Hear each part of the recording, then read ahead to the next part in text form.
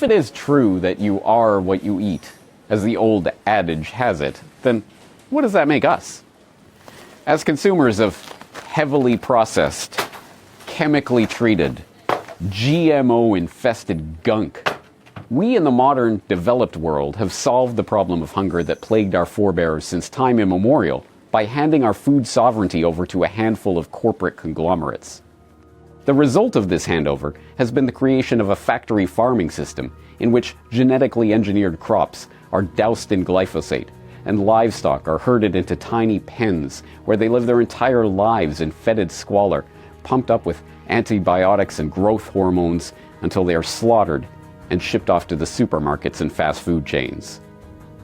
There are plenty of documentaries and exposés detailing the dangers of this industrial farming system that we find ourselves beholden to. Any number of activists ringing the alarm about these problems. Numerous campaigns and marches organized to raise awareness about these issues.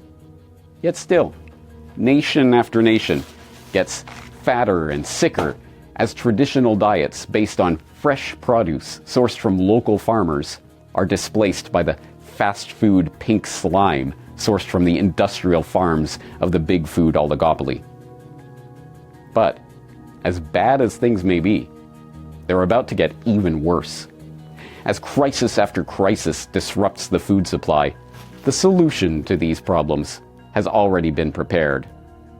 New technologies are coming online that threaten to upend our understanding of food altogether.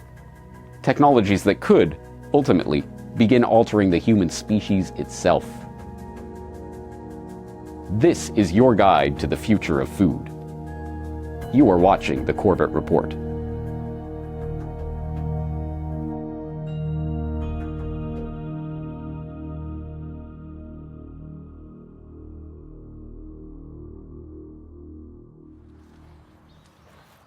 So, what is food, anyway? To a normal human being whose head is screwed on straight, that sounds like a dumb question.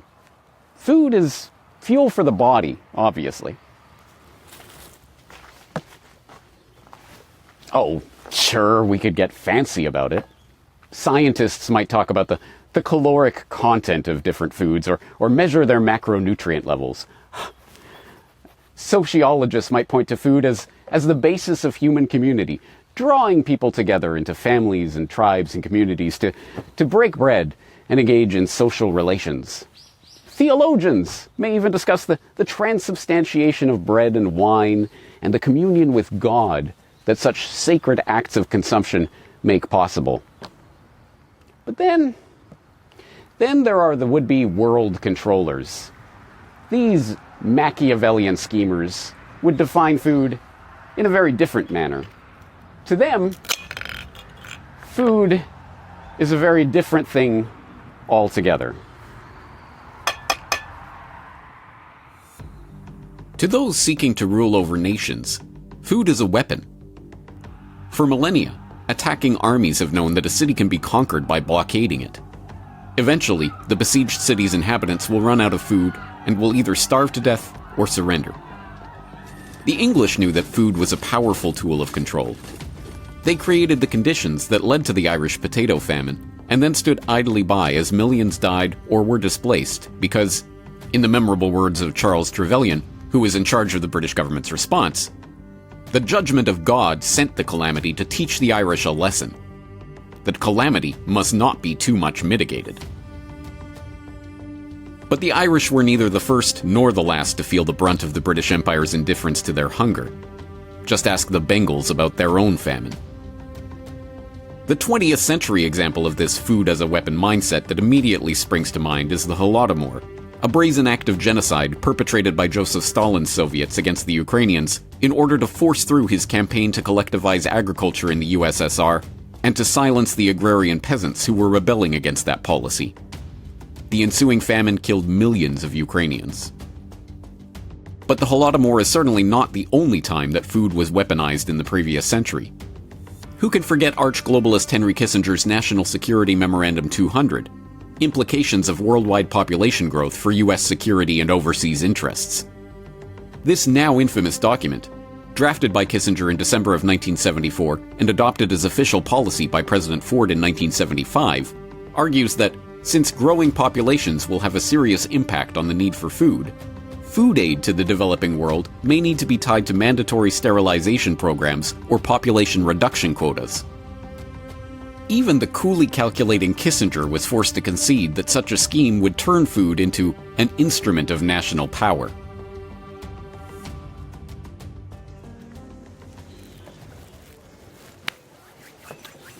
But that was then. This is now. Surely this food as a weapon idea has been retired, hasn't it?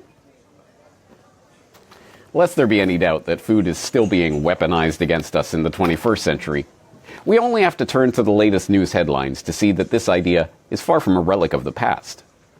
From the disruptions to the global food supply caused by the COVID lockdowns and restrictions, to the decimation of the Ukrainian wheat harvest caused by the Russian invasion in 2022, the shocks to the global food supply chain have contributed to a doubling in the number of people facing acute food insecurity in the last 4 years. Given this vivid demonstration of just how fragile the global food supply is, and just how much economic and societal chaos can result from any shock to the system, it would be unthinkable that governments would now be deliberately attempting to undermine the supply chain further, wouldn't it? Well, think again.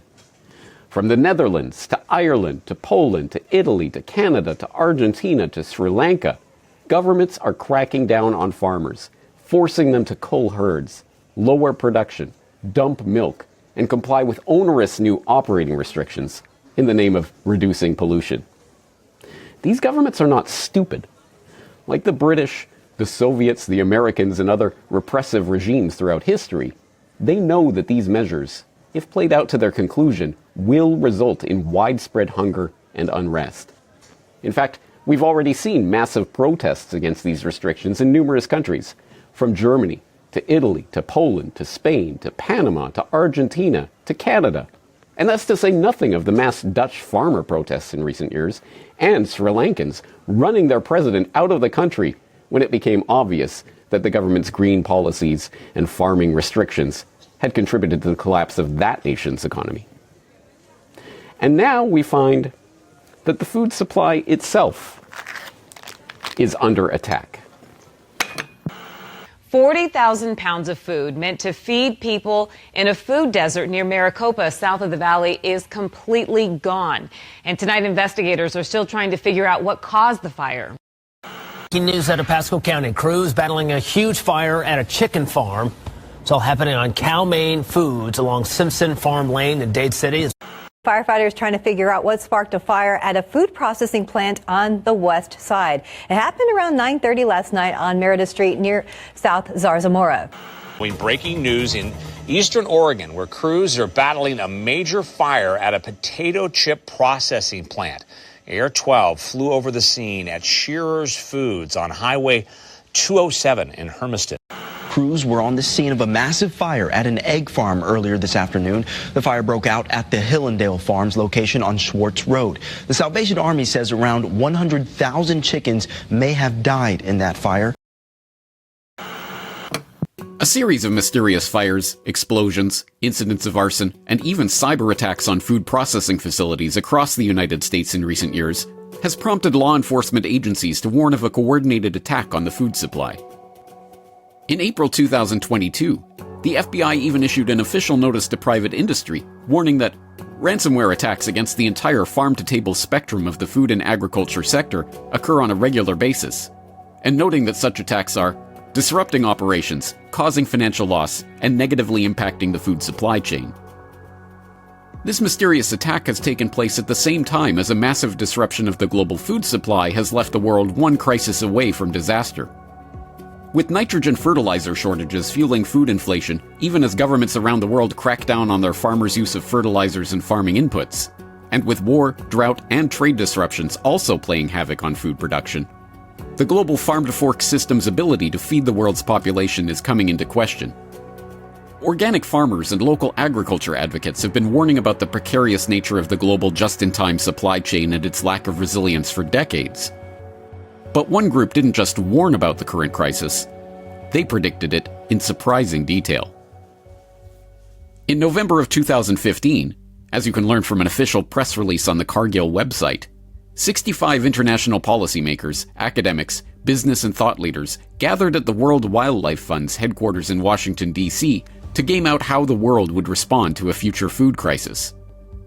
Over the course of 2 days, the participants in this food chain reaction crisis simulation role-played a response to a number of converging and overlapping catastrophes in the 2020s, including 2 major food crises, with prices approaching 400% of the long-term average, a raft of climate-related extreme weather events, governments toppling in Pakistan and Ukraine, and famine and refugee crises in Bangladesh, Myanmar, Chad, and Sudan.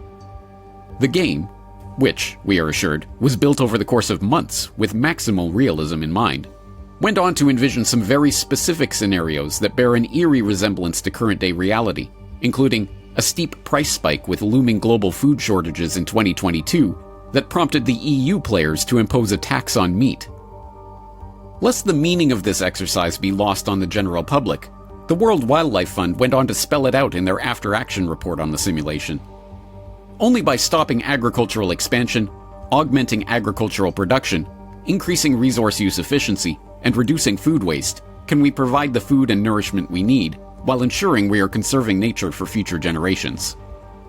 Accordingly, this game ended with the imposition of a global carbon tax. In February 2024, the European Union ran its own food crisis simulation.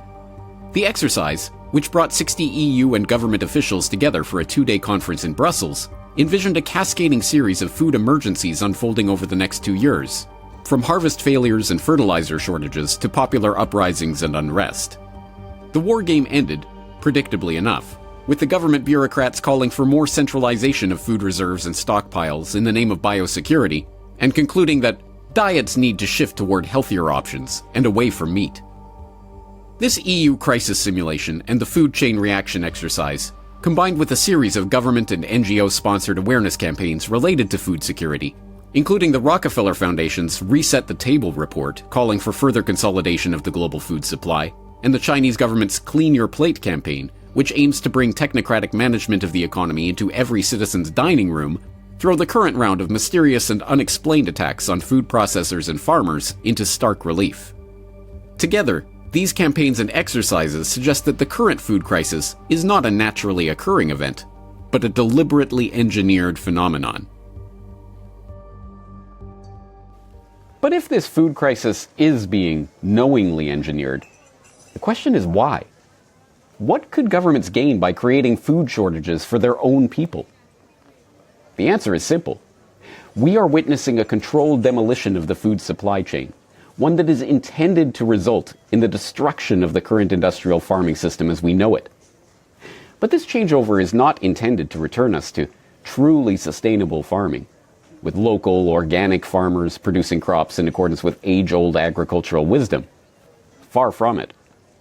As it turns out, the solution to this food crisis, the one being proffered by the billionaires of the corporate, pharmaceutical, medical, industrial, philanthro, capital, military complex, is being engineered in laboratories and sold to the public via a bought and paid for mainstream media. One thing is for certain. The future of food will look very different from anything that we have seen in human history.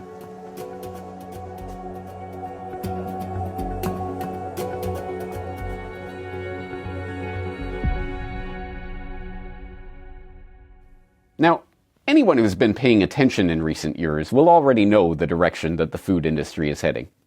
Yes, by now we all know the Eat the Bugs agenda being pushed by Klaus Schwab and his Davos minions. And I guarantee that wherever you are, in whatever corner of the world you live in, you will have seen or could easily find a local news story about high school students spontaneously requesting cricket-powdered dumplings in their school lunch, or a puff piece about how valiant scientists are working to save the world with worm burgers.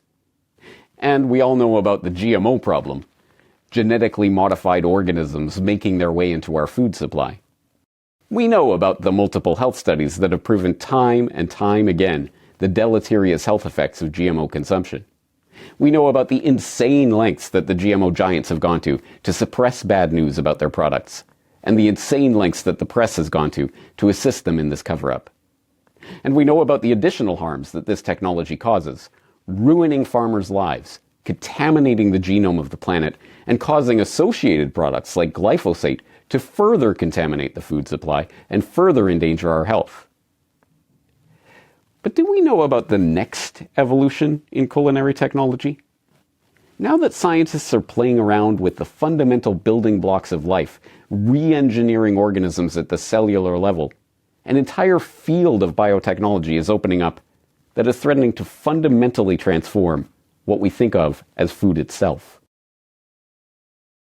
Moving beyond the simple insertion of foreign genes into an organism, scientists are now working on creating foodstuffs from designer microbes, engineering organisms into bioreactors that can be used to grow proteins and other materials for food production, growing meat-like products from cells in the laboratory, and dozens of other zany ideas.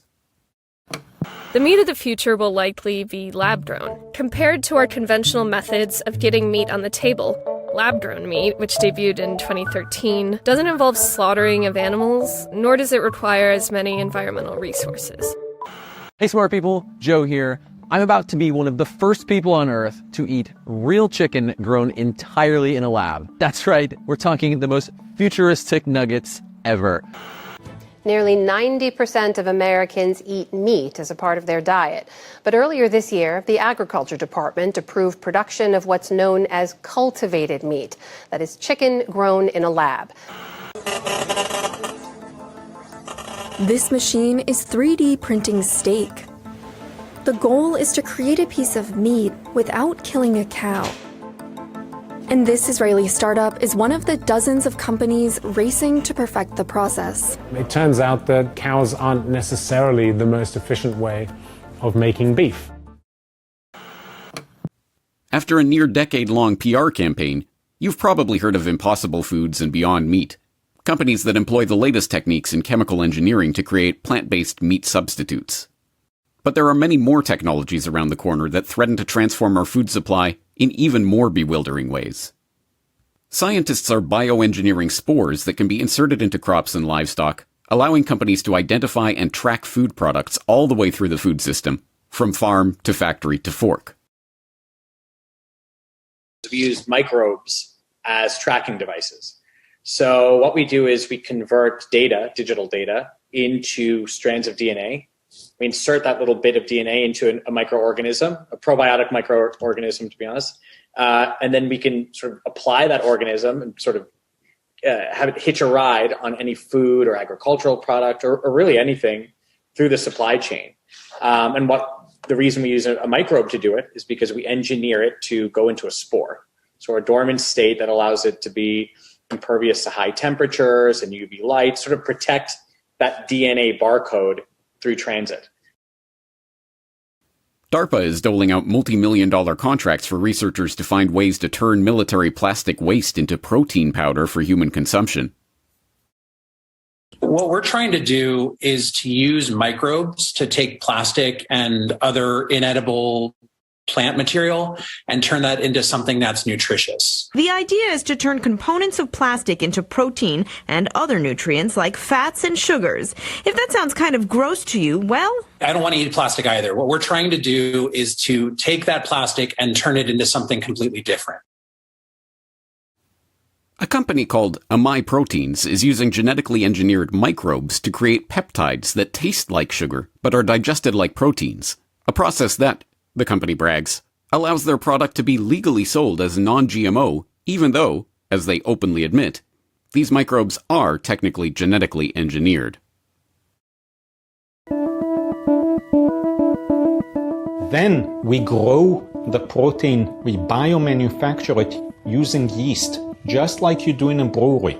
We harvest the protein to get 100% pure protein.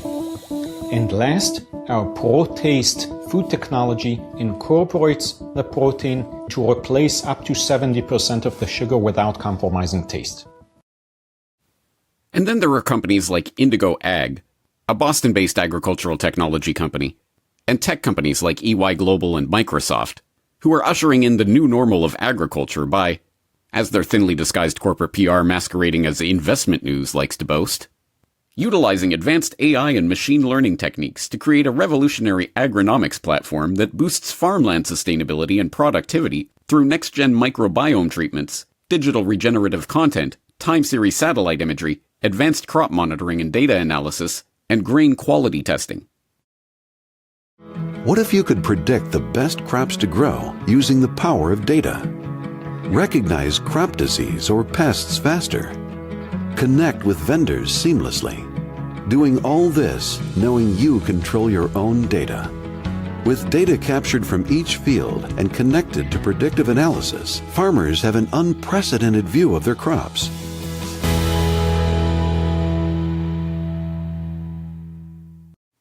Of course, these technologies will be sold to the public as a way to remarkably improve the boring old food that humanity has relied on for untold millennia. This isn't food, after all. This is Food 2.0. Molecular gastronomy will allow for the creation of all sorts of zany and unimaginable dishes, from spherified juices to deep-fried hollandaise to lollipopified octopus.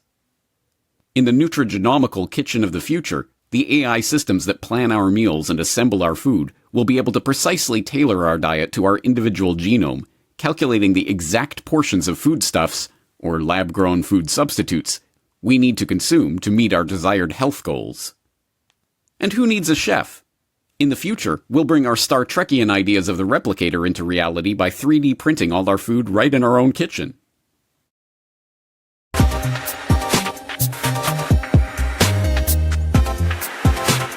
You're hungry, but instead of whipping up a meal, all you have to do is enter your menu choices into a computer and your dinner appears before you. So magical. It may seem like science fiction, but it isn't. Well, not completely. The future is now, my friends. Is 3D printed food in your future? The propaganda that's being rolled out to sell the public on this transformation of our food supply sounds like the sales pitch of a used car salesman. This shouldn't be surprising.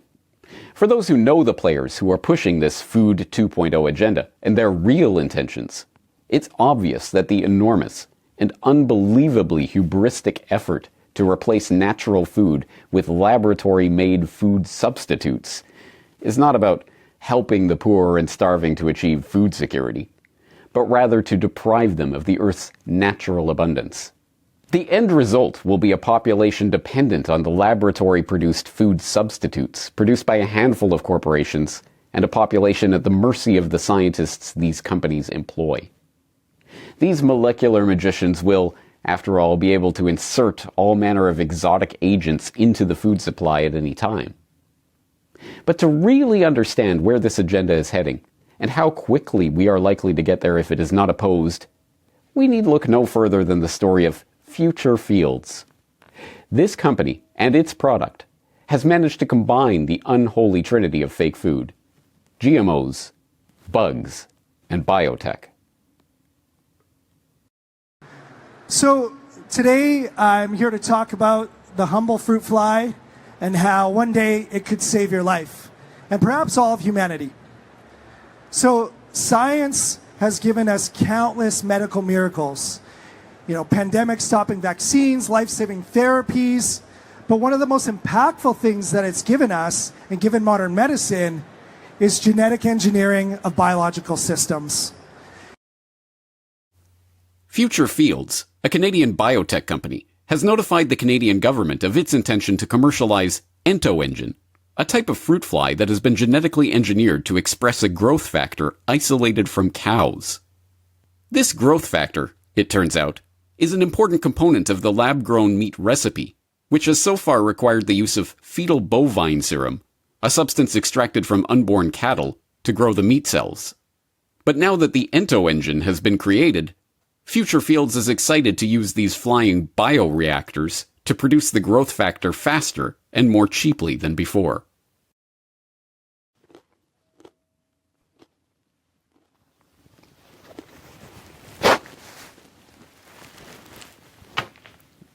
Yes, from cricket powdered dumplings and bug burgers to GMOs and glyphosate to bioreactors and designer microbes to nutrigenomics and 3D printed material, this is the future of food if the mad scientists get their way. But who's funding these mad scientists? Where do they get their support? And what drives these shadowy billionaires and their non-profit organizations in their quest to re-engineer the world's food supply? The Rockefeller family and their namesake foundation are in many ways the progenitors and the architects of the Great Food Reset. From the beginning of the so-called Green Revolution to the so-called Gene Revolution, the Rockefellers have been there, helping to move things along with their philanthropic donations. In the 1940s, they founded the Mexican Agricultural Program in Mexico and the International Basic Economy Corporation in Brazil, both of which have been criticized for hooking farmers on expensive machinery and Rockefeller-supplied petroleum products. This formed the basis of the agribusiness concept that emerged, predictably enough, from the Harvard Business School out of research conducted by Vasily Leontief under a Rockefeller Foundation grant. The Rockefellers' agribusiness model arguably did more to change the course of human civilization in the 20th century than anything other than war.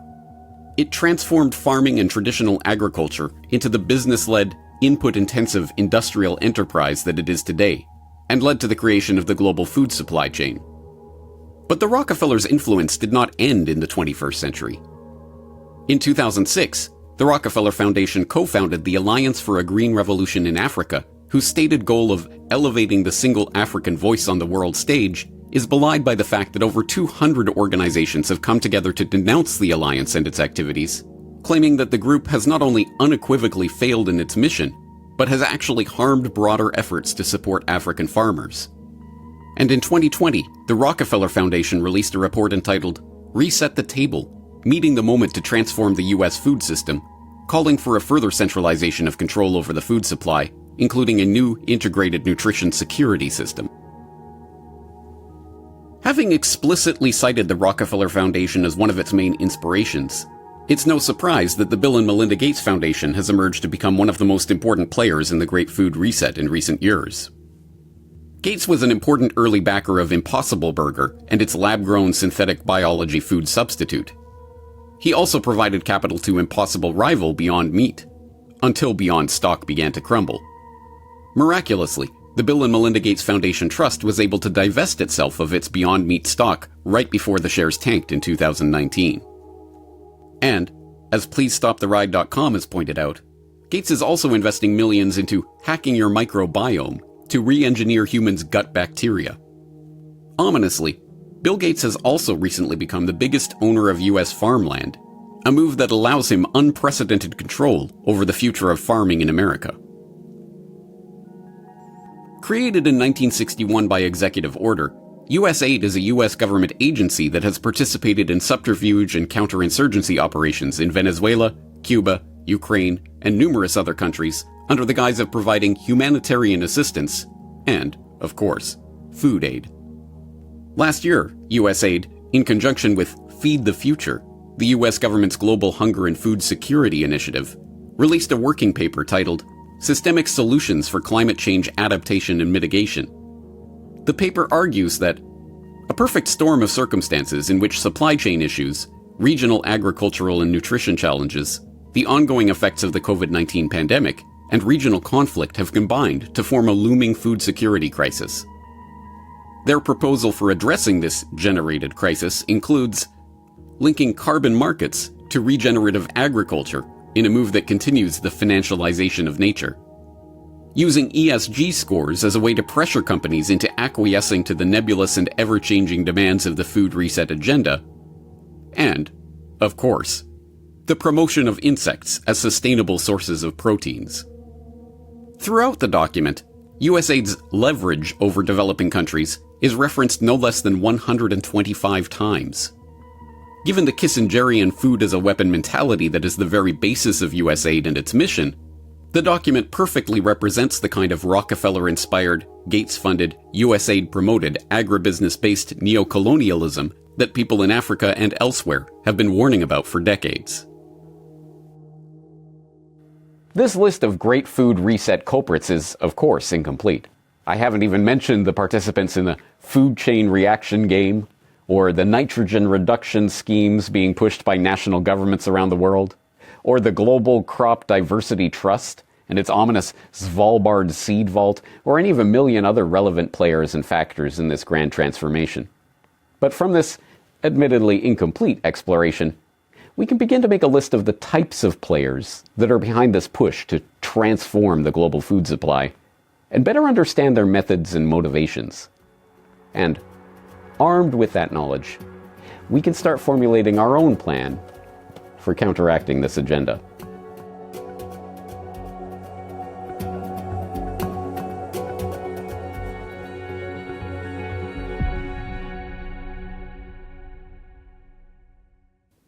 Now, if there's any good news to be had in the sad saga of future fake food, it's that the people are waking up to the Great Food Reset agenda, and they are not happy about it. For a trivial example of this pushback against the fake food agenda and the oligarchs stewarding over it, witness Bill Gates' recent AMA Ask Me Anything thread on Reddit, where one heavily upvoted question held America's largest farmland owners' feet to the fire. Why are you buying up so much farmland? Do you think this is a problem with billionaire wealth? And how much you can disproportionately acquire? Gates' answer, employing the fact-checkers actually by pointing out that he owns less than 1/4000th of the farmland in the U.S., and that his only interest in farms is to make them more productive and create more jobs, is to be expected from a man who spent billions on PR and propaganda in recent decades to transform his entire public image from that of a reviled tech monopolist to that of a revered billionaire philanthropist. The response to that answer, however, observing that 1/4000th of U.S. farmland is still an incredibly large amount of land, and that Gates did not explain how consolidation of farmland in fewer hands will transform the agricultural sector, shows that the public is not buying Gates's PR wholesale anymore.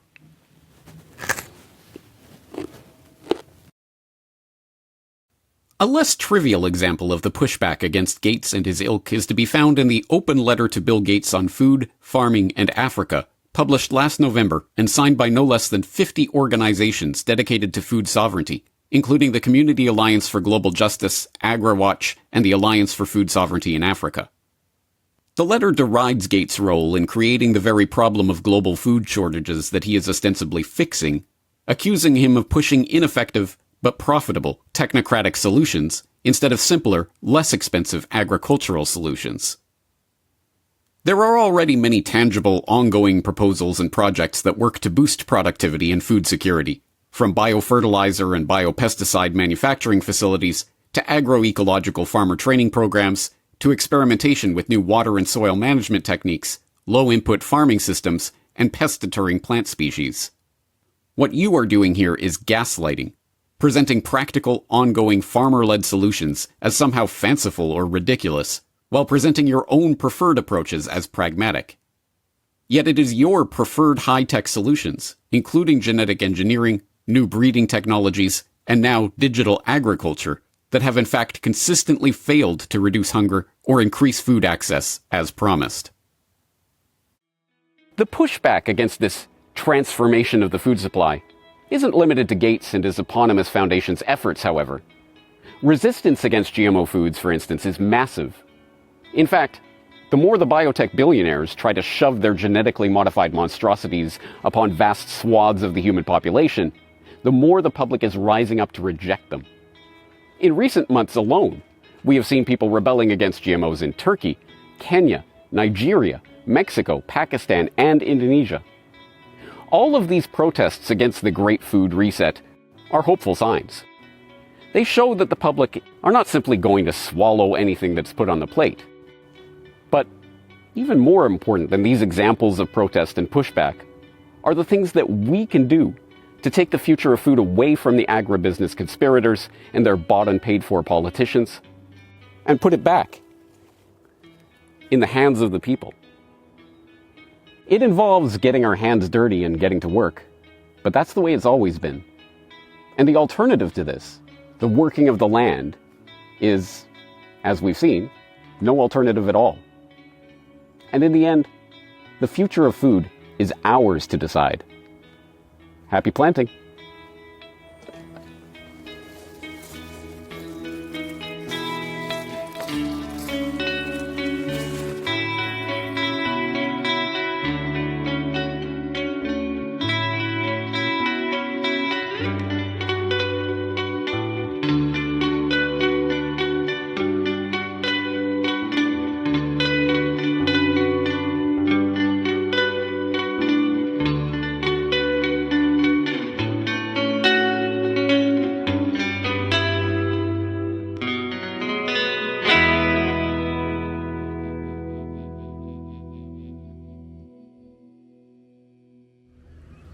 Hello, I'm James Korbett of KorbettReport.com, the writer, host, director of the short documentary feature that you just watched on the future of food. I hope you enjoyed the production, but more importantly, I hope that you got something out of it. And if you would like to get even more out of it, then I wholeheartedly suggest that you take a look at the absolutely free transcript of this entire production that is available at KorbettReport.com/future-of-food. I hope you will check that out because it has the hyperlinks to all of the resources, all of the documents, further reading, further viewing material that is very much of relevance. If you are interested in this topic, I hope you will start diving into the research. Please do not take my word for it. Please start researching this incredibly important information for yourself. And you can do that through KorbettReport.com/future-of-food, where you can download this presentation in audio and visual form, and there's the complete hyperlinked transcript of the entire documentary. I would exhort, if you find this information useful, please get this information out to others, whether through that link at KorbettReport.com or through any other means at your disposal. I think this is an incredibly important issue. And if you, like me, think this is an important issue, then I would also suggest that we start collectively thinking about ways to take back the future of food, take it back into our own hands. Because as important as this information is, and as potentially demoralizing as a documentary production like this can be, I definitely do not want this to be a message of disempowerment. Rather, the exact opposite. This is a message of empowerment. We still have the ability to take the production of our food supply back into our own hands, and we need to start working on that together. If you are interested in that project, well, you're in luck. If you don't know about the Korbett Report, I do a regular series called Solutions Watch, in which I concentrate not on the bad things that are being done to us, but about the things that we can do ourselves to try to make the world a better place. And so in the near future on Solutions Watch, I will be addressing this question specifically. How do we take back the future of food? If you're interested in that material, I suggest you stay tuned to KorbettReport.com. Also, this material that you've been watching, The Future of Food, is based on a series of articles that I first researched and wrote back in January of 2023 for the Korbett Report subscriber newsletter. So if you would like access to this information as I am working on it for potential future documentary projects, then I would suggest, well, I would humbly ask if you'd like to support this work and to receive the Korbett Report subscriber newsletter, please sign up as a Korbett Report member at KorbettReport.com/members. I very much appreciate that support. Or you can get this material completely for free as well. The free version of the editorial that is the heart of the subscriber newsletter is published absolutely 100% for free to my Substack every single week when I am publishing it, KorbettReport.substack.com. There you can sign up for the free email list so that you can stay up to date whenever anything is posted to the Korbett Report, including that aforementioned upcoming Solutions Watch on taking back the future of food. So there's plenty more to say on this topic, but I hope this is at least to wet your whistle for digging into the main course of the real research about this topic and how we can confront it. I hope you'll be there with me. James Korbett, KorbettReport.com.